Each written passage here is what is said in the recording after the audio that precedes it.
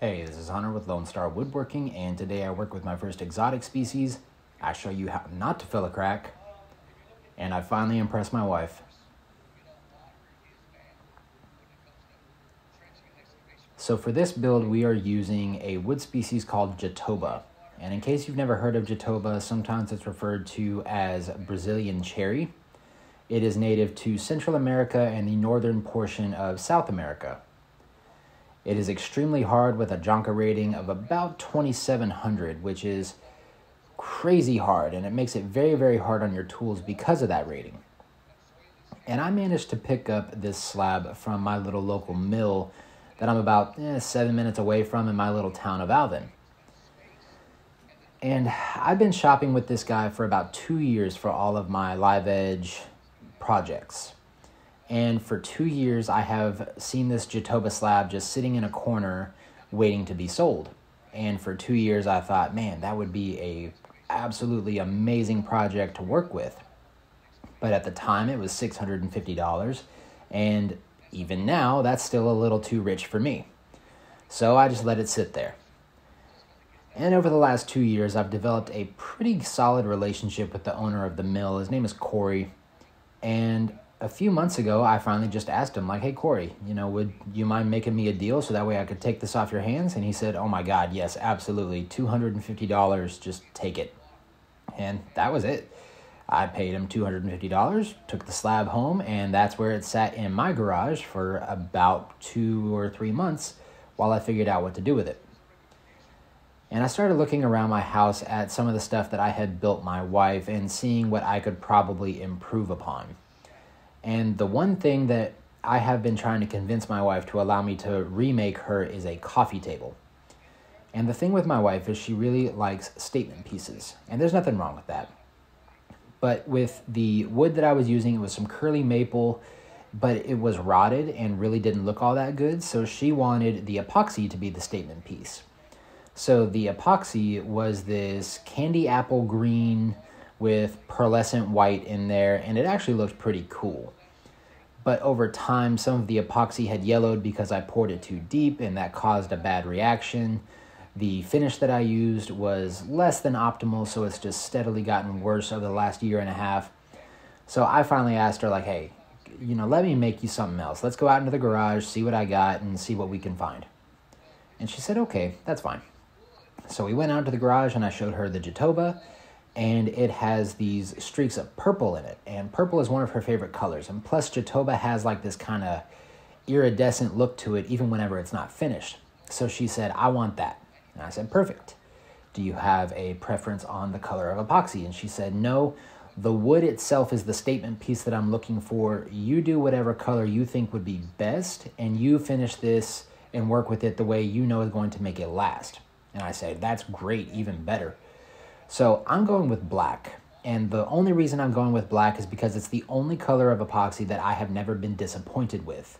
I've been disappointed with the way some blues look, some purples and greens look with the color of the wood, but with black, it has always meshed very well with every single wood that I've used.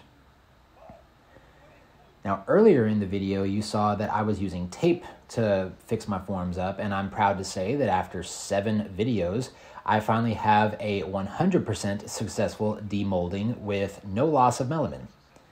So tape is what I'll be doing from now on. Another little bit of creative freedom I took was that abstract river, because I'm not entirely a huge fan of just ripping a slab down the center and then running a river down it. I like kind of the diagonal stuff. I like making rivers with cookies because it always ends up interesting, and that's just a personal preference. After I got it out of the mold, I planed it and I squared it up with the track saw. And if you are looking for a nice, affordable track saw that can get the job done just as well as any Festool, I highly recommend that Win. And I'm not sponsored by anybody, so anytime you hear like a tool review or anything good or bad, just understand it's an opinion. It's not because I'm being paid to say anything. So instead of just telling you that, I would appreciate a like and subscribe and allowing you to see that I have something to offer leading up to that, I'm simply going to tell you what I can offer you on this channel. And then from there, you can decide whether or not you think I deserve a subscription. So on this channel, I take pride in two things.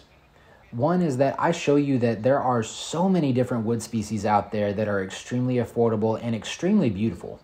You don't have to just use the expensive walnut or maple or all the other, big name wood species out there. You guys have seen me work with hackberry, which is something that a lot of people view as a trash wood, especially here in Texas. You've seen me work with Texas ebony, which is something I just found online. And I work with woods that are supposed to be expensive, but because I'm a little bit patient and I take the time to look on Facebook Marketplace, I find woods that are for free, such as that redwood table, because people pay thousands of dollars for slabs like that. The second thing that I take pride in is showing you that this doesn't have to be a break the bank kind of hobby. I show you cheaper options to tools that get the job done just as good. And again, I show you that as long as you're patient and you shop around a little bit, you can definitely find more affordable options for slabs. Again, you don't have to use the super expensive one. Now, if your client orders the super expensive one, cool, show them where to find it and then get to it. But if you're just trying to have fun with this, the cheaper options are always going to be a little bit easier on your wallet. And so I like showing people that they don't need to be particularly wealthy in order to do this. So that way everybody can take pride in something that they make. Because at the end of the day, that's the best part of all this. So if that's something you identify with and you want to see more of that, or maybe even see how I do it, I can definitely make a video on that. Hit like, hit subscribe, and just reach out to me and I can definitely make a video like that. All right, so in case you missed what just happened, me and my wife had a brand new baby boy, and we wanted this table to be as baby safe as we could possibly make it. So I rounded over the edges. But because of how hard this wood is, I was pushing really, really hard, and it actually ended up cutting at an angle. So I had to go around with my flush trim bit and actually make it a perfect 90-degree edge. From there, I started doing the finish sanding on the bottom, and I kind of wish I used the bottom as the top because this went super smooth. And on the top, there was a part where the cutter on my router was acting kind of funky, and it left these really, really ugly marks, and it's something that I had to fix, and it's something that I had to fix, I think, 3 times. So, that's coming up. But these legs, again, like I said, I don't like to go super expensive on a whole lot of things. I know you guys have seen me use some flowy line legs, but even then, those are the cheaper options, like $300. These legs are like $50 off of Amazon, and they're super easy to come by. For this, I kind of regret doing that. I probably should have just hand sanded that because this 3M sander is pretty aggressive, even at the lower settings. So, just take it from me, maybe just hand sand your edges. Now, in order to further baby-proof this table and make sure that he's not going to hurt himself once he starts walking, I'm using a 1/2-inch round over bit and rounding over all the edges. And normally I like to just do an 1/8 inch or maybe even a 1/4 inch round over, but you know what? For this table, this looked pretty good for the whole rounded over look. So now moving on to the top, which was my problem child throughout this entire build. You can see that there are those little specks, and even whenever I wet it down, you can see it a little bit easier. I tried to scrape them off, see if they were just superficial, but they seem to go down a little bit further than what I was capable of just scraping off. So I tried sanding them off with 40 grit, seeing if maybe I could just sand all the way down to that level, but I couldn't. So I sat here and I dug out each and every one of those spots so that way I can fill them. Now, the first thing I tried was filling all of these with just some black CA glue. The problem that I ran into with that is that the concentration of that black coloring in this CA glue was super intense. So it was pretty easy to see, even though it was black on black. So I had to dig it all out again, and I tried to dilute it with some clear CA glue and do it that way. That also did not work. So what I ended up doing was just sanding all of that off, and you can see here that it just did not go well. There's air bubbles that got trapped that I revealed that just weren't looking good. So what I ended up doing was buying a Dremel tool. Well, I've always used a Dremel tool, but it finally broke, so I had to go buy a new one. And I used this particular head. And all I did is dig it out. And what I'm doing is I am preparing to fill these with epoxy, which is exactly what I should have done from the beginning. If you're going to be repairing big gouges in your epoxy, you need to be using epoxy to repair it. That CA glue is mainly used for the really, really small, like maintenance touch-up kind of stuff. So I did this, I let it cure, and this went right. This is exactly what I was looking for. Yes, you can kind of see the shadow of the epoxy fixes, but whenever I actually get to the finishing process, those disappear. So from there, I started doing the finishing process on the top and the sides, and I brought out my little DeWalt sander to kind of do a little bit gentler touch on the edges so that way I could round them over easily without messing up that edge. Finishing the bottom went great. I'm using Rubio Monocoat as always. But then once I got to the top, and you can actually kind of see them right now, I started to notice these little white spots, and there were 4 of them. And they were trapped air pockets from the CA glue that I did not find whenever I was digging all of the stuff out to fix them with epoxy. And there you see me twiddling my thumbs, just trying to maybe justify keeping it there, saying that it's, you know, just character, but that's not character, that's just straight up ugly.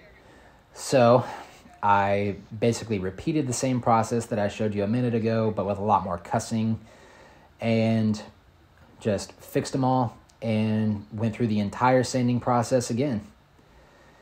And this is where things actually went right. So you can kind of see the shadows there, but like I said, they disappear. Using Rubio Monocoat again. And this is where everything came together. Everything went right. And you know what? I'm very happy with this table.